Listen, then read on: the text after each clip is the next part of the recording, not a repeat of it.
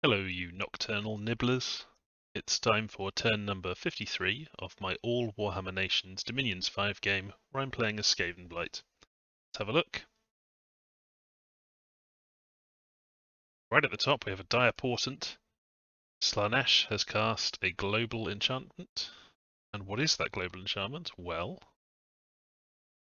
go to Magic, yeah, global enchantments. It's Blood Vortex.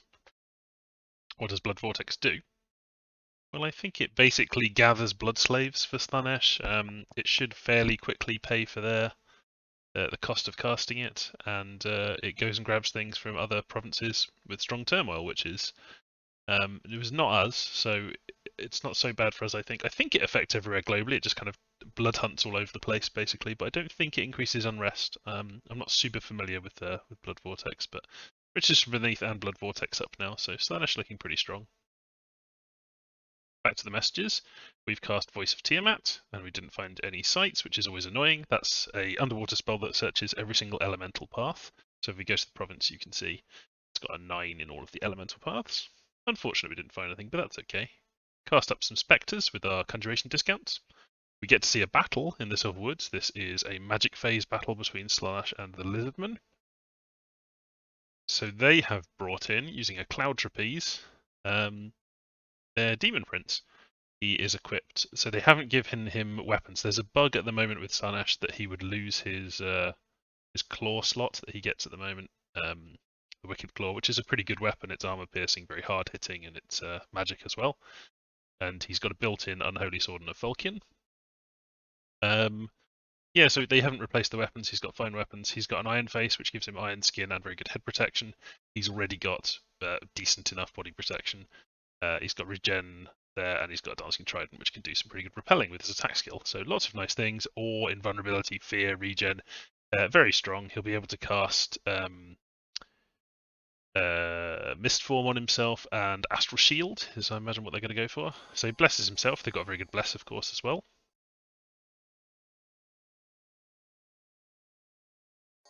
Body Ethereal. Yeah, makes sense. What's he up against? Some little province defense, and then of course the Lizardmen had this group they weren't able to move out in time because it's a magic phase attack of these Saurus of Chotek who don't have magic weapons, so they're going to struggle.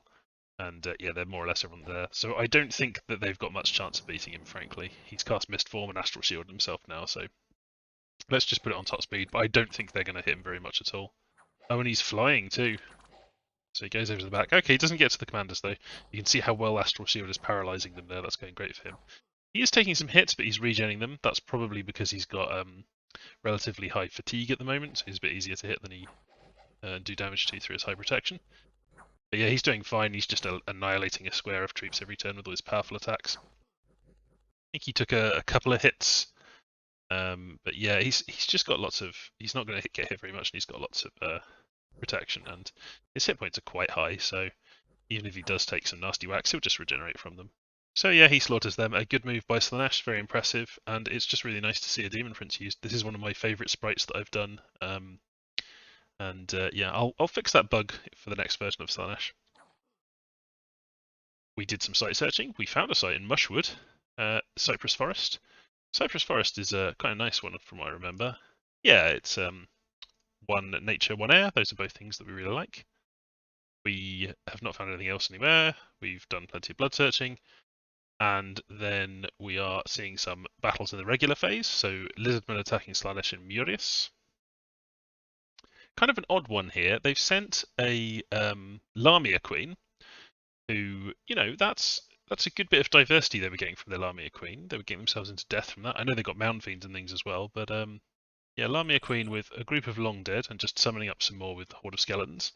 And backed by one Salamander, who should be shooting fire, but they're undisciplined, so who knows what they're choosing to shoot at. But the province defense here, I think they were just expecting it to be very minimal province defense, and it isn't. It's pretty good province defense. I think this might be 20 points, 21 points maybe. So yeah, this is just not enough troops, Long Dead and things, to get through these heavy infantry and heavy cavalry. If it had been minimal province defense, this would have worked, but it doesn't look good to me.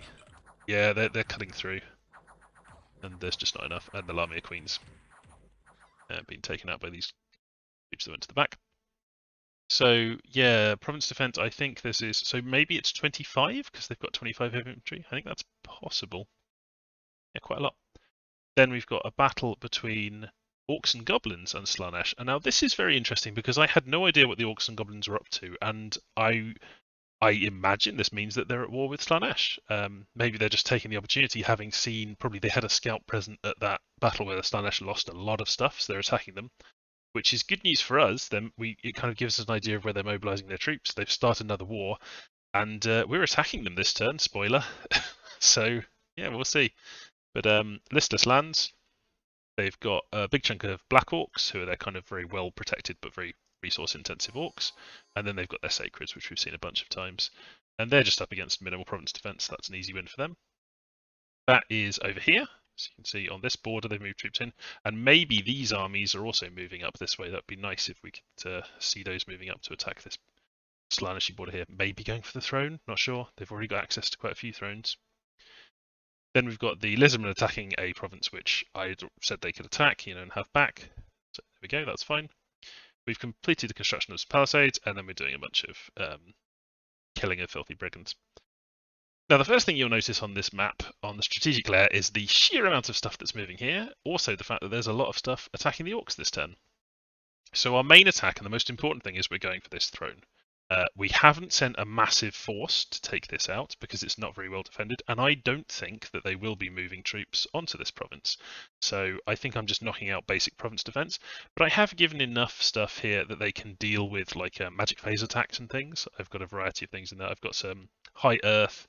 I've got he's not really a thug, but he could do a little bit of thugging. I've got fire elementals.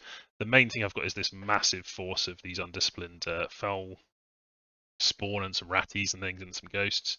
A little bit of Skaven, tons of poison wind, just to kind of scare them off with lots of poison damage. And then, of course, we're sending our supply scout in with lots of gems. And then tons of skelly spam. We've got some fire snakes there, more rats in there. I'll move them back a bit actually. And we've also got a devil and some imps, which are set to fly and attack rear. I think I will speed those orders up, so he's going with his troops to attack rear. Yeah, so this shouldn't have any problem knocking out what they've got there. I've got a guy in there casting some imps as well. That'll be fairly straightforward, and I should just be against very basic province defense. Might send this scout over this way. We're also attacking this province. So here, this is a mage attack, not really using troops here. I've got a handful of pestilence plague monks just for the hit points really, and then I've got horde of skeleton spam, a little bit of vermintide in there as well. And Sathmog is sneaking through there. I don't think he's attacking. Where is Sathmog going? Yeah, he's just sneaking in actually. But yeah, we've got one of our guys there with a lifelong protection, giving us imps out there. I might actually add a lifelong protection to this battle as well. I think that would be a useful disruptive element to have present. So I've got the Troll King moving in, and the Troll King I would want to have in several battles, I think, so it wouldn't be a terrible idea to throw a lifelong protection on him, but I could also throw one on somebody who's capable of doing kind of assassinations and things. So what I could do is, so Sathmog is going to be like a hyper assassin for me. He's got a water bottle, black heart, and so on. I could also give him a lifelong protection. I could also throw a lifelong protection on my devil. That would be quite a funny thing to do. But I think I'm going to put the lifelong protection on, maybe on Bogtooth? Yeah, I quite like the idea of having a lifelong protection on just one of my warlocks. So I'm going to put a lifelong protection on him, and he's obviously going to be present in this battle down here. But then I want a lifelong protection up here, so I think I will...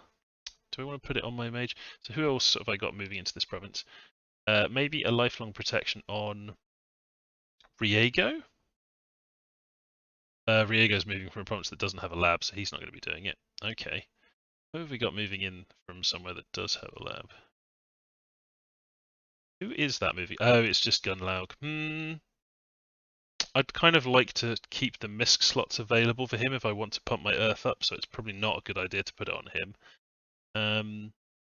Do I have anyone else who can reach that province? No, so that one might just have to do without a lifelong protection, unless I put it on my... Yeah, I'll put it on my demon. That's thematic and interesting, so that's fine. I'll just put it on him.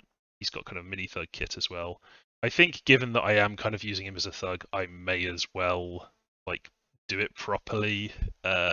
You've already invested a bunch of stuff in him. You know, it might be fun to just also give him Boots of the Messenger and a Ring of Regen. There we go, yeah. Let's just have him attack rate. That's not a very good idea, but it is just a little fun little thug we're using. So you've got a bunch of things attacking there. I am casting a Horde from Hell over here because I think it'll have minimal province defense because it's not threatened by anything. So we'll just take that with the Horde from Hell. And then I'm also attacking them. So we've seen this army. I'm attacking them down here. This is very simple. Just one of my Warlocks casting Phoenix Power and then Fire Elementals. And down here I am attacking them with a bunch of Skaven troops backed up by some weapons teams and some Rat Ogres. Over here, I'm going for like a kind of a weird L shape in the middle of their territory, and I'll tell you why in a moment. So this one is another one of my Phoenix Power Fire Elemental casters. He's got 3 fire built in, and then he's got fire in a jar as well, so he can go kind of nuts with his spells. The reason I'm doing this is because I just want the orcs to be like chaotically having to deal with these things to take attention away from this so that I can quickly siege and take this. I want to make this quite a quick one. I don't want to have a massive battle with them.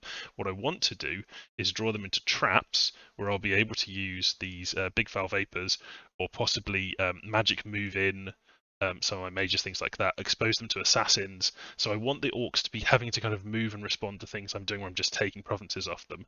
And then when they move in, I'll hit them with traps and give them a bit of a kicking.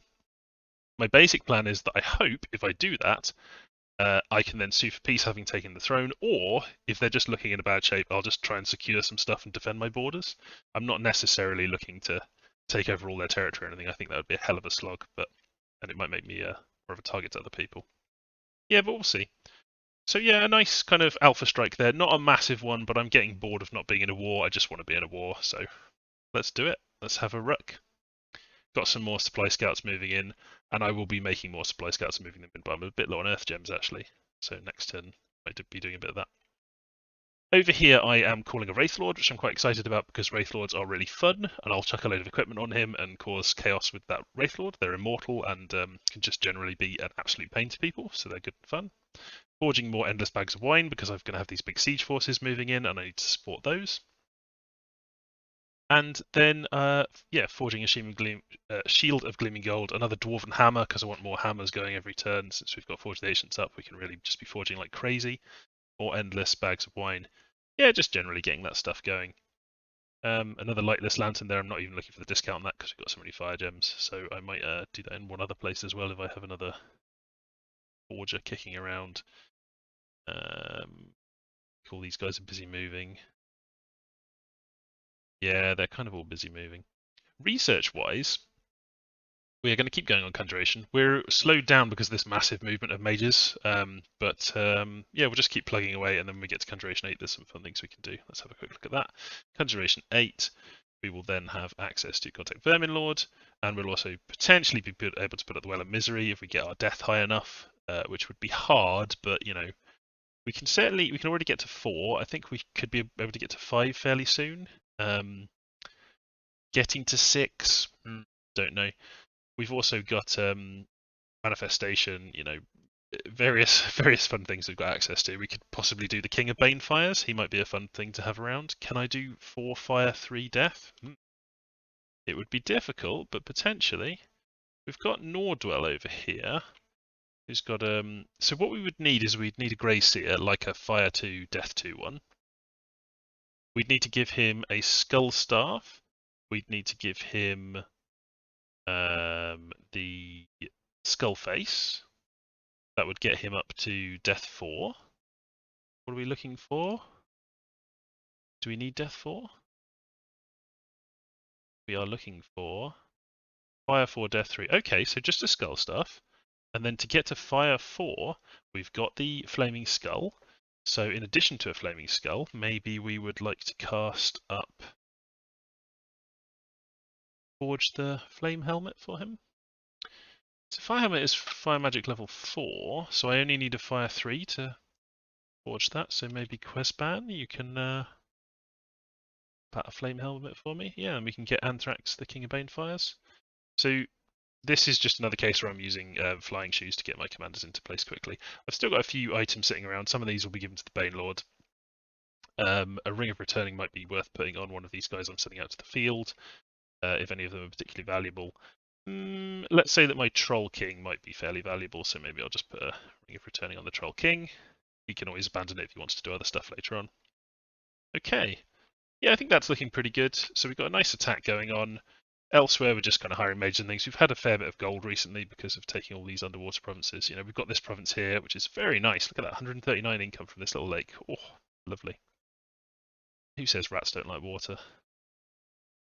Yeah, so lots going on, but next turn, hopefully a big bunch of fights for you to watch, and maybe we'll get to see some big fights between some other stuff too. I've got assassins which are hitting this force that's going. This is actually very nonsensical because they're probably going to go and attack Slaanesh, which I want them to do. So I think instead of them doing that, these assassins are just going to pop into these two provinces, and we'll let those walk into Slaanesh and cause some trouble over there, perhaps. Okay. I will see you next turn. Thanks for watching. Hello, it's turn number 53. We are into really much the late game now. Let's see how it's going. So we start off with our casting of Horde from Hell. This is our attack on the Greenskins, so we'll see how this goes. We've called up a Wraith Lord, which is very nice. I'll show you that in a moment. And we've cast Voice of Tiamat, but we didn't find any sites, which sucks, because Voice of Tiamat's fairly expensive and it searches all elemental paths. We have our first battle in Wicked Woods. This is the Horde from Hell. So the expectation here is that our Horde from Hell will do okay. But let's see how it actually goes. Sorry, a little bit of a blip with the recording there, but the imps take off. They come to the back. Now, province defense-wise, I think we are looking at maybe 10 points here. And just looking at what they've got there, I think the imps are going to struggle a little bit. I was expecting a little bit less province defense because this isn't a frontline province at all. They're doing okay, but they haven't hit the commanders. We've got a commander over here, the goblin boss, and we've got this priest, and they're just not getting them. Yeah, so this doesn't look like our Horde from Hell is going to work, so it's going to be 44 slaves down the drain for that. The imps are out. Yeah, didn't quite take him out. If it'd been a little bit less province defense, that would have been fine. Some good blood hunting, and then we've got some assassinations. So we tried to take out an Orc Shaman. This is our guy with no weapons at all, but the Orc Shaman has not got a very intelligent defense set up here. He's going for Barkskin. It's the night time, so we get our he gets a minus to his vision because he's got, yeah, orcs don't have dark vision, so he is in a little bit of a decreased stats because of darkness. In goes our assassin, slashes him, stops his casting. Casts Burning Hands, which hurts, but we're okay. And then we finish him off. So that's one successful assassination, one dead Orc Shaman. We've got an Orc Big Boss next, and this is an assassin with a bit better equipment. He's got the water bottle, so he gets his big water elemental, and that should be enough to beat a big boss. They're pretty nasty, but water elementals are very tasty. So let's have a look. Yep, the water elemental just kills him. And then we've got an Orc War Boss. Now that's significantly nastier. This is the kind of top tier of their military commanders they can get through lots of promotions and things, and he's a Hall of Famer as well, heroic quickness. Yeah, our guy doesn't have any special equipment, so he is going to get splattered. Blam, there he goes, killed in one hit. Then we've got some battles. This is our force attacking the Greenskins in Troben. So this was a little force of clan rats, a couple of weapons teams, and some rat ogres. And the problem here is that our morale is terrible because we are in hostile dominion. And I also set this up so there were 3 squads, which was not a very good idea. I was expecting there to not be very much province defense, but it looks like there's quite a bit of province defense actually. So yeah, I was hoping for there to be like 6 points here, but there's a good chunk. Since this has got some goblins and things with it, it's above 20 province defense. So yeah, we do not do well against that. The weapons teams do okay, but yeah, it's just too much province defense. So that's that raiding force failed. So far, very mixed. Lost one of our assassins. Horde from Hell casting didn't work, and then we're failing some of our expansions here. I didn't realise, this was a very foolish thing, that I attacked their capital, thinking that it was just a province with a fort and it wouldn't have that much province defence, but of course it's their capital, so it's still got its default province defence, and consequently my attack on their capital with 1 Warlock Engineer with the Fire in a Jar was a very silly thing to do, but I just wasn't paying attention. So he Phoenix powers, he casts a Fire Elemental. He is not so fatigued that he won't be able to get off a second one. There's the second one. In goes, and he does the falling fires as well. The problem here is that if they'd all turned and attacked these fire elementals, I probably would have been okay here to slaughter all of these guys, but they just go straight past, and then of course they kill the mage, and the fire elementals kill a bunch of PD, but who cares? Yeah, so that was a waste of a mage and fire gems and one of our fire in a bottles, but they're not that important. In Cassian Forest, this is our force moving onto the throne, so a much more significant force. And then annoyingly, this is the one that has no province defense, basically. So we can just see my force. It doesn't trigger gem usage, and we very quickly slaughter them. We lose a few things to poison, but it's just giant rats and foul spawns, who cares? A Censer Bearer lost, that's a bit of a shame, but oh well. And then we've got a battle in Robberhome. So not going great so far. Let's see if my other Warlock Raider does okay. So he's actually got less stuff than the other one, but of course a lot less province defense. Let's just see how these fire elementals do. So there's the first one, there's the second one. Yep, they managed to block the enemy. Oh, a bit gets through, but it doesn't quite reach me before they rout. So this, you can see the problem here is that these greenskins will just run past the fire elementals. They won't get too distracted by them, and they'll attack him, and that's because their targeting is set at the start of the battle, I think, so they just select him as their target. Cedarwood Forest, we are seeing a battle between Lizardmen and Independents. We don't care about that, they're just taking out some militia. And we see the Orcs are still attacking Slaanesh, and this is another not very big one, it's just a little expansion taking out some province defense, so not very important. And then we have a battle in Durland. This is our Southern Minor Force. This was an expansion using just these lifelong protections and then spamming some stuff, and that's basically the idea. Just spam a bunch of crud at them, and maybe, yeah, we've got a fire elemental going off as well, and that should be enough to take the province defense. There's a bit of province defense here, but they don't stand a chance against these kind of forces, so we just push through that easily. Then we have, this is an event caused by the big Blood Vortex Global. It's stolen a bunch of our people. 1,110 is a lot of people to lose from one of our provinces, so that sucks. And this is, yeah, out in the Greater Wild. I'm guessing this is because we are in Slaanesh's Dominion there.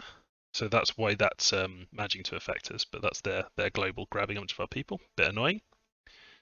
Then we've got some events. In Namor, a famine, we lose population. That's unfortunate. In Kratos, we get attacked by knights. In Agora, some barbarians are preparing to attack us. That sucks. And in Lama, another group of knights. So just a bit of an unfortunate turn for knights there. So the knights obviously roll over our province defense in Lama, and they roll over our province defense in Kratos with ease. That's just what they do. We have not harmed the fortification in Robberhome, but we have breached the fortification in Cassian Forest, and we can storm that immediately. So we can take the Throne Fort, so I will be doing that this turn. Actually, I hadn't realised I'd breached that, and I'd been setting up orders, so I will just set the orders to make sure that my breaching forces move in and take that right now. I'm trying to play this turn fairly quick, and I didn't want to spend more time fiddling with it really, so I've just set these forces to storm the castle, and they haven't got any particularly clever orders or anything. I don't think there's very much in there. There's just a few mages and stuff, so we shouldn't have a problem storming that, and we've got a bunch of troops moving in, and I am expecting that they're going to try and prevent the one-turn storming by moving lots of troops near, so we are preparing to have a big battle there. But let's get back to the messages. So Robberhome is this province down here. Of course, we can't breach that one. We've just got one warlock there who is now going to run away. Yeah, and then we've got some patrols and a bit of starvation. Now, we're going to see a lot of starvation during these campaigns. We're just going to have to accept that. I've built a lot of endless bags of wine, and I'm building more, and we are bringing a lot of endless bags of wine over here. Already got some there, 3 present, and I've got 2 more coming in. But yeah, it's just these provinces are really low in population, and these provinces are not, they're pretty big, but yeah, we'll just have to keep a careful eye on our starvation. But as our troops move through these provinces, they will starve, so I'm trying to kind of queue them up in here instead. I don't think...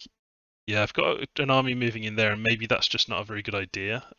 Maybe we'll just want to stay back for now. I'd like to be able to reinforce our forces, but if they're all starving, what would be the point of that, We don't have any more bags to give them, so maybe I'll just wait a turn and not move anyone in there just yet. And we may have another group that's sneaking across there. We've got Clawdoom, who was sneaking over here with some troops. I think that's just to do some blood sacrificing in the temple, so I'm less worried about that. I'll just quickly check what he's carrying. Claw Doom has got just some weapons teams, that's fine. So what is moving in here? Just check. Stretch Craventail. I think that's not really enough troops that it's going to get rid of all our supplies. Yeah, I think we'll be okay just moving in Mr. Tretch. So basically what we're looking at is 2 battles here. I've got various assassins around. I'm doing lots of assassination in the Orcs territory, and I'm moving some more around. I've also got a Mind Hunt that I'm firing off just to kind of test out how it goes with an Eye of the Void. Not being cast by Thanquol because I don't want to stick the Eye of the Void in him, but Vintis is casting a Mind Hunt over here, hopefully going to pick off one of their guys. It's something for them to worry about, Mind Hunts and things, but we'll see how that goes. And here, this is where we're going to have our main battle. They're obviously going to attack with a bunch of stuff. Or, I mean, they should. If they don't, I'll just take the fortification and take the throne. That's fine by me, but I'm suspecting they'll attack with a lot of stuff. So what have we got set up here? Well, our primary thing we've got here, we've got lots of mages doing lots of different things. Earth Power, Greater Warp Lightning, fire elementals and things. But a big thing is that we've got our Foul Vapors trap. So we've got Foul Vapors going off from this guy automatically. And then we've got a big mass of troops that we're basically putting up in this corner. So you can see I've got Clan Rats and Pestilence guys, got some ghosties and things. This is all chaff at the front. I don't really care what happens to them, just the foul spawn. That's fine. And there's some more foul spawn here. And then we've got our better troops sitting at the back. And at the back, we are casting Favour of Nurgle with lots and lots of different casters. We've also got some Death Frenzy going up at the front on these troops. This guy here is not currently scripted to cast anything, but I just want him to be casting. Got any gems, my friend? Let's maybe have some Shadow Blasts out of you. We'll have a Shadow Blast and then some Skelly Spam. Just keep doing that. That's X to copy the previous order in the script. And you can sit over here somewhere. I believe you have poison resistance built in. Yup. So you can sit right next to the poison spewing thing. So the whole battlefield is going to be covered in poison. And basically we let a bunch of our chaff at the front get poisoned, and then we have our much better troops sitting in this back corner, and they are going to be covered in tons of Favour of Nurgle castings, which will give them poison resistance. And then that should really be enough to keep them pretty safe from the poison. And meanwhile, hopefully the Greenskins won't see that coming, and they'll be suffering horrible attrition from the poison. So that's our plan there. We have a similar plan down here. We've got a bunch sitting in the opposite corner this time.